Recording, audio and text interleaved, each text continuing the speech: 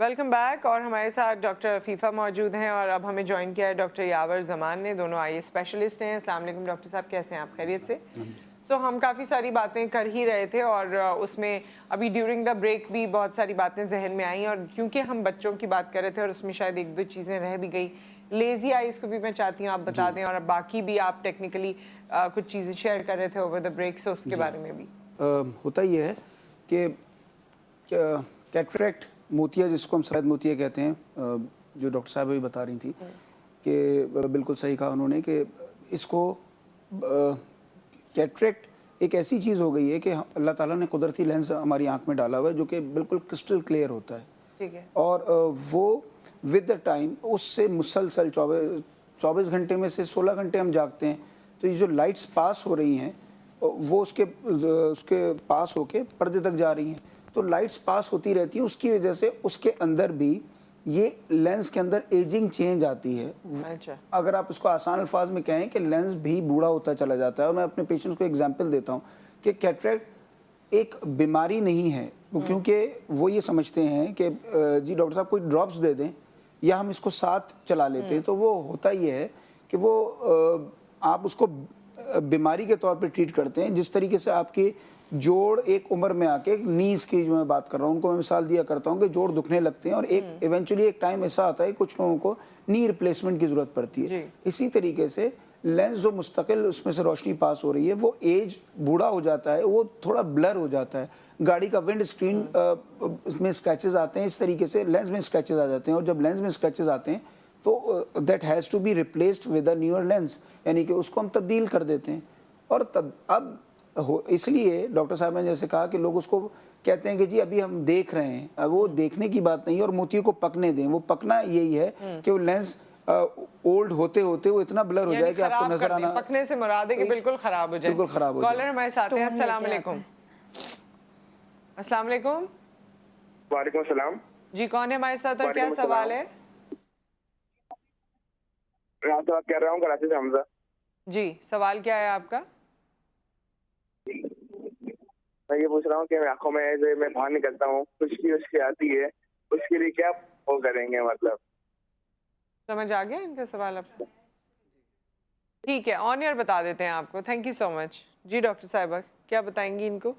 इनका जो है वो अभी मैंने डिस्कस भी किया था कि मोस्ट कॉमनली 95% ड्राई आइज़ के ही आते हैं ना, तो इनकी ये सिम्टम्स यूजुअली ड्राई आइज़ की तरफ जा रही हैं, जिसके लिए मैंने आपको बताया था कि आर्टिफिशियल टीयर्स के कुछ ड्रॉप्स स्टार्ट करने पड़ते हैं, जो अभी स्टार्टिंग में अगर इनके सिम्टम्स ज़्यादा हैं तो टू अर्ली, और उसके साथ अगर इनको इचिंग की प्रॉब्लम हो रही है तो कोई एक एंटी एलर्जिक भी ऐड करना पड़ता है। साथ में जो मैंने हॉट टॉवल का जो तरीका बताया था, फ्लैक्स सीड्स अपनी डाइट में ऐड ऑन करें, वो कर सकते हैं और डॉक्टर के पास जाएं। हाँ, डॉक्टर के पास जाएं, ऑब्वियसली किसी भी आई स्पेशलिस्ट के पास जाके दिखा। एक और कॉलर है, उसके बाद डॉक्टर यावर आप इस पे भी बात कर लीजिएगा। अस्सलाम वालेकुम। अब तो ज़माना चेंज हो गया, अब तो बताने की ज़रूरत नहीं होती कि टीवी से ना सुने, फ़ोन से सुने। अब तो हम कहाँ से कहाँ पहुँच गए। आज भी मेरी आवाज़ मुझे वापस आ रही है टीवी से। कौन है हमारे साथ? अच्छा जी, वैसे जब आप कॉल करें अब तो अवेलेबल होता है प्रोग्राम, यूट्यूब पर भी होता है और फेसबुक पर भी उसके चंक्स आ रहे होते हैं। तो if you want to listen to your voice, आप चाहते हैं कि मैं देखूं मेरी आवाज़ ऑन एयर कैसी जा रही है या हम जब बात करें, तो वो आप बाद में यूट्यूब से देख लिया कीजिए। इस वक्त आपका सवाल रह जाएगा अगर आप टीवी से सुनेंगे और साथ में फ़ोन भी होगा। टीवी की आवाज़ बंद करनी है। जी डॉक्टर साहब, आप कुछ कहना चाह रहे थे? डॉक्टर साहब की बात में मैं ये ऐड करूँगा कि जो जिस तरह से सवाल किया ड्राई आई का, उसमें ओवर द काउंटर मेडिकेशंस जो होती हैं कि अगर हमें आँख में खुश्की जैसे उनको महसूस हो रही है और वो जाके या तो वो पानी पानी तो अब कराची का पानी भी ऐसा हो गया कि केमिकल्स उसमें ज़्यादा वो होते हैं, तो पानी डाल लेते हैं या फिर वो मेडिकल स्टोर पे जाके कोई दवाई ले लेते हैं। और मोस्ट ऑफ द टाइम उनको स्टीरॉइड्स दे दी जाती हैं, जिससे फॉर द टाइम बीइंग आपको थोड़ा सा रिलीफ होता है, मगर उससे आपकी आँख में कैटरेक्ट, ग्लूकोमा और इन्फेक्शंस के चांसेस बढ़ जाते हैं। तो जैसे आपने कहा कि डॉक्टर को एक दफ़ा विजिट ज़रूर करें, उसको जो पानी आ रहा है उसको वो ना समझें कि ये मामूली सी बात है, ठीक है हवा लगती है। दूसरी चीज़ जो कैटरेक्ट की बात उस वक्त हो रही थी, तो कैटरेक्ट अब इस तरह रिमूवल होता है कि विद द हेल्प ऑफ जैसे डॉक्टर साहब ने कहा कि फेको या हाई स्पीड अल्ट्रासाउंड होता है, लेज़र जिसको आम ज़बान में कहते हैं। और वो लेज़र जो होता है वो इतना जदीद हो गया है जो कि कि वो एक पेन की जब आप पेन जिस तरह से मैं हाथ में पकड़ूं, वो पेन की जो टिप होती है, सिर्फ वो टिप आँख में एंटर होके उसको ब्रेक करती है, उसको विद द मशीन वो सक कर लेती है और उसी एंट्री से लेंस भी इंजेक्ट कर दिया जाता है।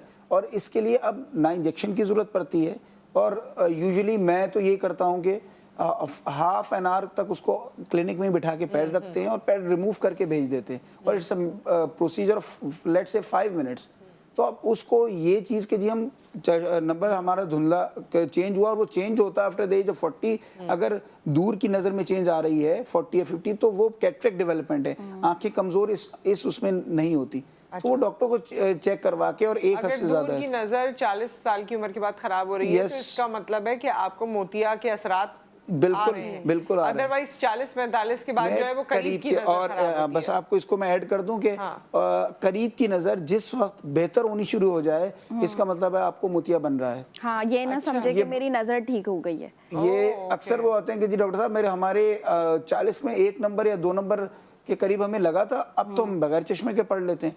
वो हो ये रहा है कि जब मोतिया बनता है तो दूर की नज़र को खराब करता है, करीब को बेहतर करता है। तो वो पेशेंट ये समझ रहा होता है। तो ये दोनों कैटरेक्ट की तो चेंजेस हैं। क्या मोतिया की इसी तरह ही है कि लेजर से उसका इलाज होता है? Definitely. और इसकी कोई ये नहीं है कि आप इंतजार करें बैठे, जैसे लोगों को डॉक्टर्स बता देते हैं, उसके बाद वो न जाने किस चीज का इंतजार करते हैं, लेकिन वो इंतजार करते हैं। सो वो जब तक, जैसे डॉक्टर साहिबा आपने कहा कि बात बिल्कुल पानी सर से नहीं गुजर जाता जब तक जाते नहीं आता है ना। और ये जो सर ने बताया ना फेको की जो टेक्निक बताई है, इसमें नो स्टिच सर्जरी होती है, यानी कोई स्टिच नहीं, कुछ भी नहीं। आप स्टोन लेके आ रहे महंगी सर्जरी है? महंगी तो नहीं, लेंस पे डिपेंड करता है, इतनी कोई महंगी अपॉन द कॉस्ट। और महंगी बिल्कुल महंगी नहीं है, ये लोगों की ये मिथ बनाई हुई है। महंगी आपकी आंख के लिए उस वक्त हो जाती है।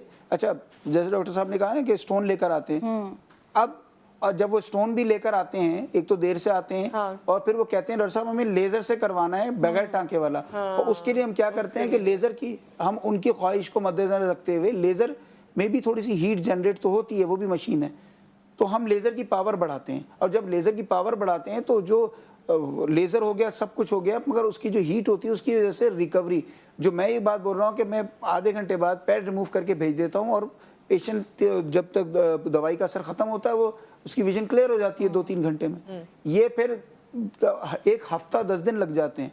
क्यों? क्योंकि वो इतना हार्ड लेंस होता है, उसको ड्रॉप्स डाले जाते हैं, वो ये सारी चीज़ें। इसलिए कहा जाता है कि जब आपकी विजन एक ग्लासेस बार फ्रीक्वेंटली आपकी 40 के बाद चेंज हो रहे हैं, आप डॉक्टर से चेक करवाएं, और अगर चीज़ वो बनना शुरू हो गया तो उसको जितनी आप जल्दी लेजर करवाएंगे वो उतना फायदा होगा। जितना सॉफ्ट होगा ना, उतना जो पोस्ट ऑफ रिकवरी जो सर बात कर रहे हैं वो कम होगी, कॉर्नियल एडिमा नहीं होगा, मशीन ज्यादा नहीं चलेगी। जैसे सर कह रहे हैं कि 5 to 10 मिनट्स के अंदर ये प्रोसीजर हो जाता है। स्टोनी हार्ट लेके आएंगे, उसमें और ज्यादा मैनिपुलेशन होगी, मशीन चलेगी, तो पोस्ट ऑफ रिकवरी भी उनकी लेट होगी। और आप लेजर का रिजल्ट भी वैसा नहीं आएगा। और जो ये फेको के थ्रू जो की जाती है, फेको टेक्निक के थ्रू, उसमें अल्हम्दुलिल्लाह पेशेंट जो है वो फेको सर्जरी के नेक्स्ट डे 6-9 यानी कि सेकंड लास्ट लाइन तक भी पढ़ रहा होता है। अच्छा। जो कि बिल्कुल ऊपर का वी पढ़ रहा होता है, या 6-12 जिसे हम कहते हैं, 6-12 6-18 तक, वो अगले दिन ही कहता है कि भाई दुनिया मेरी बिल्कुल साफ हो गई। अच्छा, लेकिन इससे रिलेटेड कोई और ऐसी चीज है जो आप, जो शुरू में उन्होंने बात की थी कि मेरी वाटरी आइज में ये हो सकता है कि एक तो ड्राई आइज के अलावा आपकी ये जो यहाँ आंसू की नालियां होती हैं उसका ब्लॉकेज भी हो सकता है। अगर बहुत वाटरी है तो उस पर फिर ये होता है कि उसकी भी डिफरेंट सर्जरीज होती हैं। अब तो एंडोस्कोपिक DCR भी होता है, तो उससे रास्ता खोल के उसको मतलब वाटरी आइज और ये सारी अच्छा, लोग जो है डॉक्टर साहब इन चीजों से भी एक्चुअली डरते हैं ना कि आंख की सर्जरी है, पता नहीं दिमाग में कुछ हो जाएगा, पता नहीं कौन सी नस डैमेज आप लोग कर देंगे, या और क्या ये वाली चीजें हम घर बैठे बैठे सोची होती हैं। बिल्कुल। और उसकी मैं उसी जो सबसे कॉमन सर्जरी है आई में, जिसको आप सर्जरी कहना तो वो सही नहीं है, लेजर है, कैटरेक्ट है। 90% आई का प्रॉब्लम कैटरेक्ट की वजह से ही होता है। और वो अब जो मैं अगली बात करने लगा था कि डायबिटिक पेशेंट्स में वो जल्दी बनता है, अपने टाइम से पहले वो लेंस पुराना होता है because of poor blood sugar.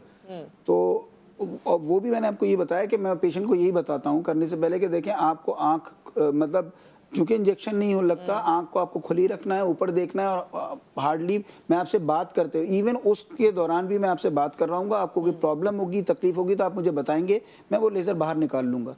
तो बिल्कुल कोई ऐसी चीज़ ही नहीं है कि आपके हाथ पांव बांध दिए जाएंगे और आपकी आँख। एक पेशेंट ने मुझसे ये भी सवाल किया कि डॉक्टर साहब कैसे करते हैं, क्या आँख बाहर निकाल देते हैं आप और फिर लगा देते हैं? मैंने कहा नहीं, ऐसा कुछ भी नहीं है। आप जब वो सही। होगा और ये कोई सो ये डायबिटीज के पेशेंट्स के लिए ही है, क्योंकि वक्त बिल्कुल खत्म हो रहा है, या और भी कोई बीमारी, अगर हाई ब्लड प्रेशर है, दिल की कोई बीमारी है, या कोविड है, कोविड हुआ, नई एक चीज आई, सो इन चीजों का भी कोई असरात आंखों पर होते हैं? जी बिल्कुल, ये यही सारी चीज़ें असल जो चीज़ है हमारी, जो अब खैर वक्त कम है, कि जो ये डायबिटीज़, कोविड, ब्लड प्रेशर, ये सारी चीज़ें आँख के पर्दे के पीछे जो ब्लड सप्लाई है उसको मुतासर करते हैं और उसको मुतासर करते हैं, वो असल चीज़ है। 90% तो कैटरेक्ट होता है। कैटरेक्ट तो एक लेज़र के ज़रिए आपने उसको क्लियर कर दिया, मगर अगर तस्वीर जो पर्दे पे जाके बन रही है वो क्लियर नहीं बन सकेगी, या खून की कमी होगी, या खून की नालियाँ शुगर या ब्लड प्रेशर की वजह से, तो फिर वो इरिवर्सिबल ब्लाइंडनेस जो कि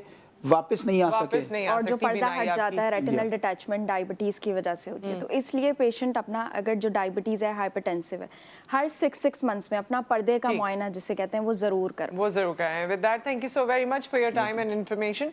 यहाँ एक ब्रेक आ गया, ब्रेक के बाद जब हम वापस आते हैं तो हम आपकी ब्यूटी, स्किन और बालों पे बात करेंगे। सी यू आफ्टर द ब्रेक।